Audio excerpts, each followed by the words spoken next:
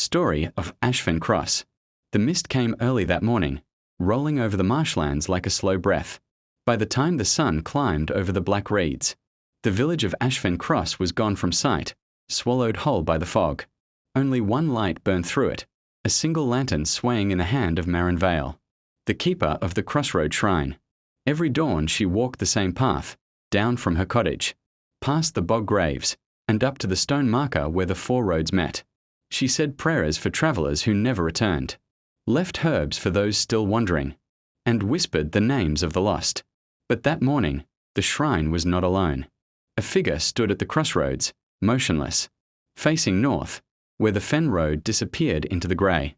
"Traveller!" Marin called, her voice muffled by the fog. The figure turned. His eyes glowed faintly amber beneath a hood. "You shouldn't be here, keeper," he said softly.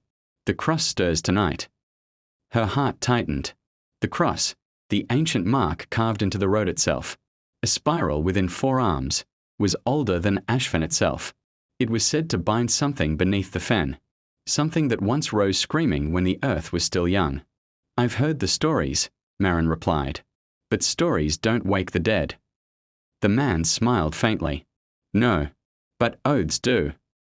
He stepped closer, and for the first time, Marin saw his cloak. It was damp not from fog but from something darker, something that shimmered like spilled ink. "What oath?" She asked. "The one your bloodline made," he said. "Keeper after keeper, to guard the seal. But one of you broke it, years ago."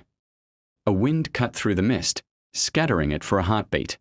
Beneath them, the road pulsed faintly, the spiral glowing red.